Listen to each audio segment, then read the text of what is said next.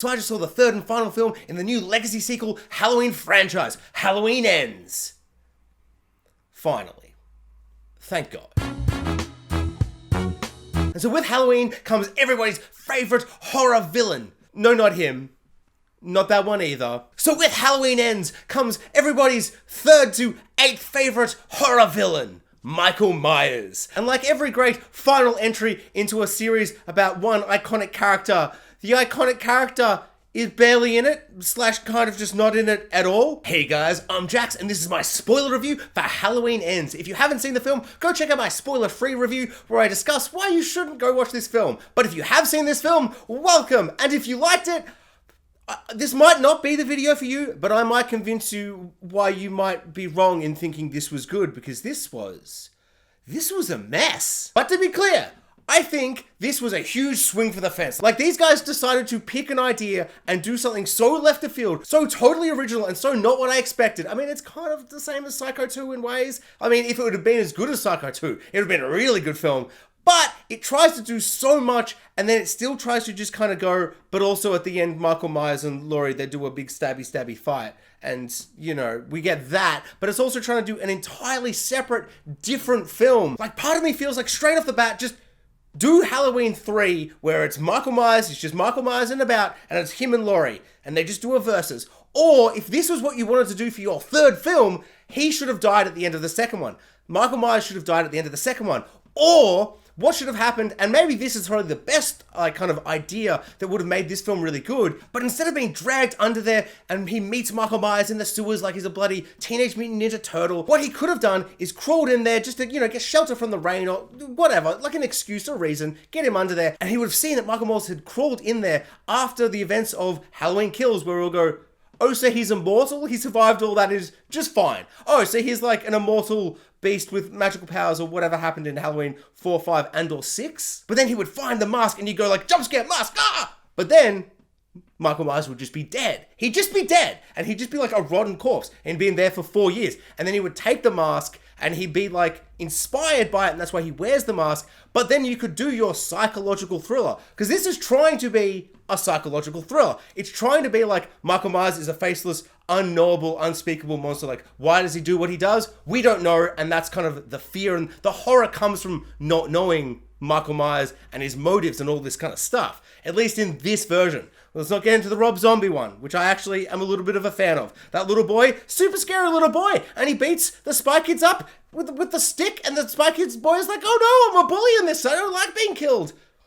Do you remember that film? People hated it, but I thought it was very gross and horrible, but it was a film. Kind of underrated. Like, it's got a very gross, grim vibe, but it's kind of underrated. Started the second one, and it was just so, like, it was like all the gross grimness, but just so much harder, so much faster, and I was just like, I'm out, and I couldn't finish. I got like 5 minutes in, I'm like, oh no. This film doesn't work for me on almost any level, but the basic premise and idea, taking out Michael Myers, is awesome. Like, I really, really love the idea that we follow this one kid, and, you know, he's just a babysitter, and we get some really clunky, awful, disgusting dialogue where the other kid's like, you're not some sexy babysitter like from some kind of Halloween movie or whatever, and it's like, oh no, this film's gonna be awful. But then it very quickly twists, and the kid, like the little boy, he starts teasing the babysitter, he starts mocking him and just, you know, playing around, doing a little hide-and-seek game, and almost immediately I'm like, oh, if this film is going to be as good as I'm hoping it will be, what's going to happen here is no Michael Myers. He's not going to come back every year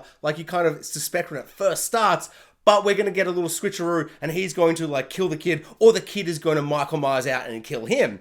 And so it's a bit of a fun and games of like what's going to happen there, and then we get an obscene... I don't know if it was meant to be very funny, but I was the only one in the cinema that laughed. I think someone looked at me like, oh, who's this bloody sicko over there? But it's like very comical seeing the boy just fall and snap it. I don't know, just the way it was framed, and just like the way it was like they didn't properly show how it was positioned. So how did it happen? How did he hit the door so hard the boy flipped and fell off the railing, this really high railing that the kid's like small then? It doesn't matter about the little minutiae of it. He kills boy by accident, and so everybody hates him. And it's a really great setup for a character to go on this like slow decline. And it kind of works really well off like what didn't really work in the second one. And the whole second film is kind of like everyone's like, evil dies tonight. We're a big mob. Oh, we've got so much trauma from Michael Myers. That guy who killed 3 people with a butcher's knife 40 years ago. The town wouldn't act the way they did, but that's the vibe these filmmakers are going for. That's where they're kind of taking this series. So to kind of change it and morph it in this way where like Michael Myers has disappeared and he's gone, he could pop up at any point. So the fear of that is around, but then they kind of put that fear and hatred onto this other boy who kills a child. And like on Halloween and all these things, I thought was really fascinating, really interesting. And the way that the town mob mentality could turn and twist this boy who was pure and innocent before this moment. And they would switch and they would turn him and morph him into a copycat Michael Myers. Like, that is amazing. It's an amazing premise. What's not so amazing is Michael Myers who's been living in the sewers like a Teenage Mutant Ninja Turtle. He's just been living in there like a hobo. The hobo knows he's there. Hobo, go tell somebody. They'll make you not a hobo anymore. Like, I don't understand. What has he been eating? What has he been doing? Has he been wearing that mask the whole time? I just have so many questions, and I don't really need the answers to these questions, but the idea that they're like, where has Michael Myers been these last 4 years? In a sewer drain. Just in a sewer drain. It just feels like the ramblings of an idiot. Like a stoner idiot. And it's just like, and I'm not trying to say like, oh, Dan McBride and director's name, I don't care what it is, something green. They had made that stupid stoner movie that I haven't seen that people are like, you should like that. I'm like, don't think these long hair makes me like stoner films. You just, no. Not to say that film isn't fantastic. I actually haven't seen it. And I also don't know the name. I'm going to Google it later. It will be here. The poster will be here. If it's not a film, this won't be in the edit. Another thing that I think kind of really drags this film down is the fact that the whole film focuses around Laurie's granddaughter. Names here. I'm not going to put it there. I don't care enough. I'm not going to Google it. Maybe a photo. Maybe if I'm feeling generous. But her whole plot, like, she immediately sees this, like, damaged guy. He's got a cut in his hand. And she knows that he's the guy who, like, manslaughtered a child. And she's like, ooh, I find him a bit sexy and cool. And there's nothing he's done to present any sexy or cool.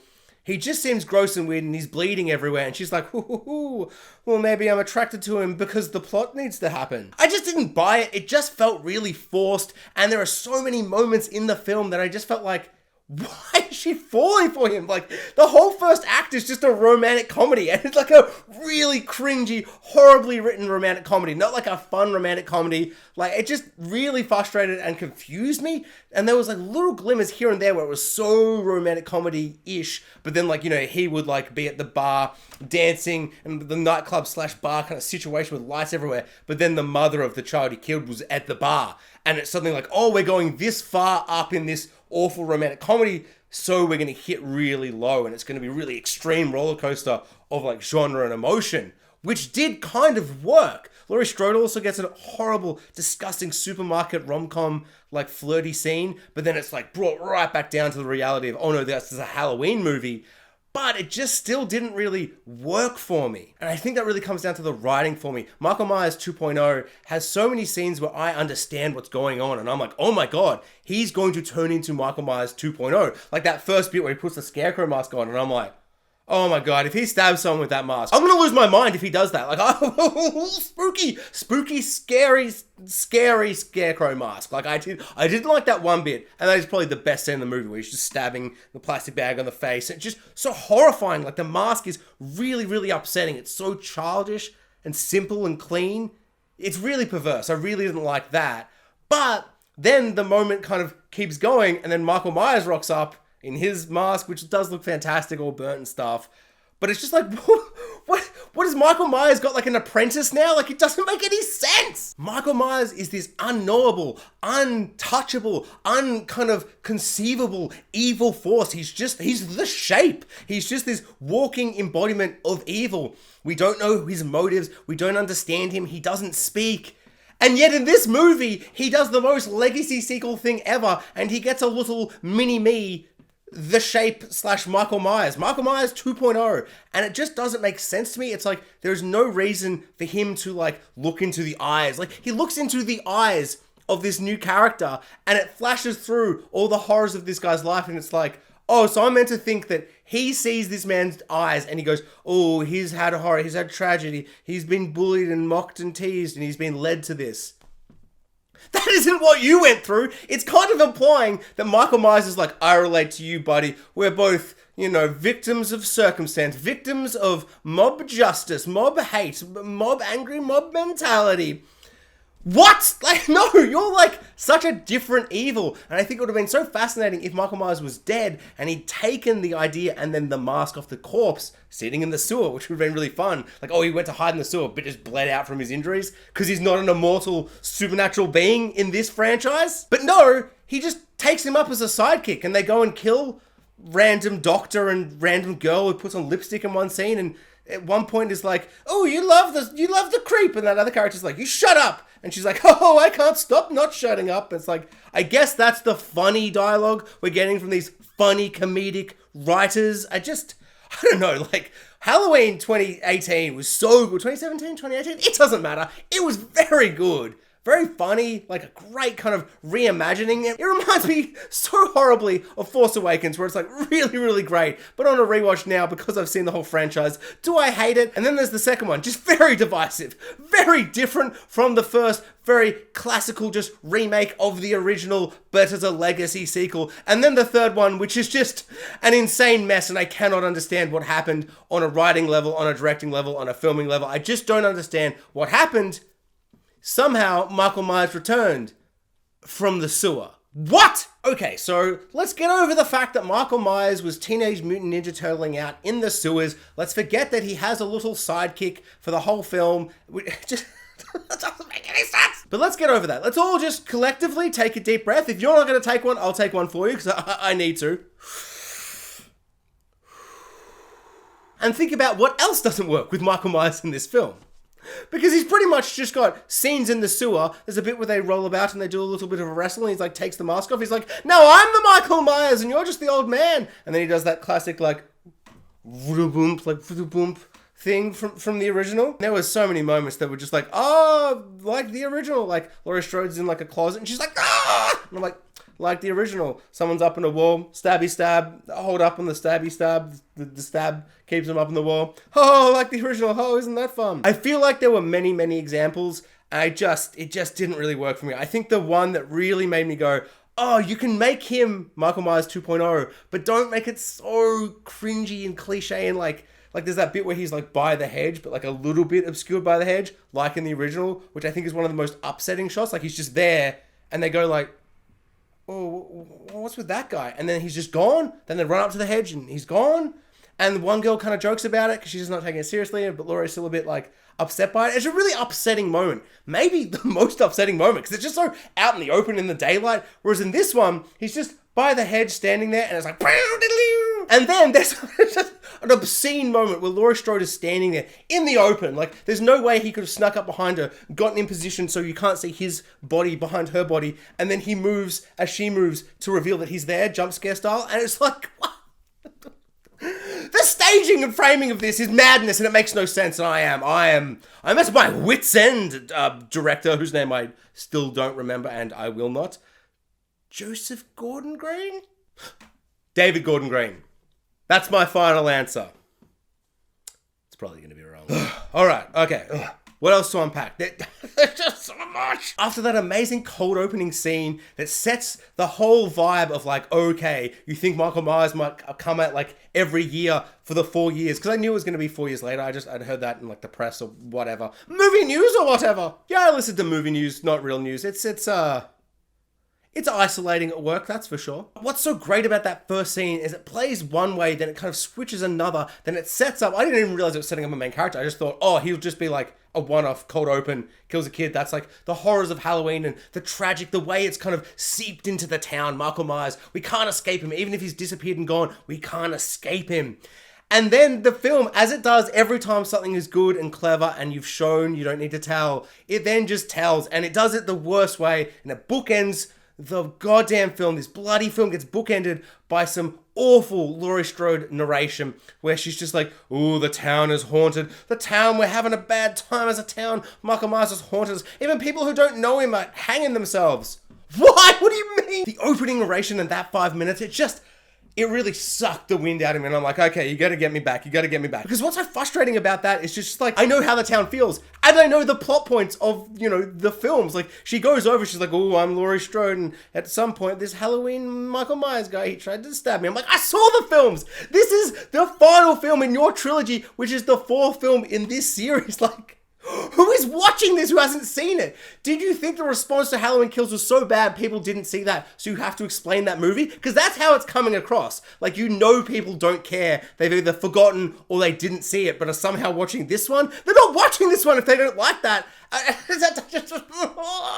It's really not that big of a deal. I'm just getting worked up because it's late and I'm realizing how much I loathe this film, and I'm realizing how long this review is going, and I have so much more to say. It's so bad! If anything, just have a montage. Like, it's just so many different ways without the narration to explain all these things, and it's just so clunky and ugly and awful, and the film is bookended right at the end with the same thing. Laurie Strode even ends up writing her novel thingy being like, something, evil, oh, it's the evil, but sometimes it changes shape.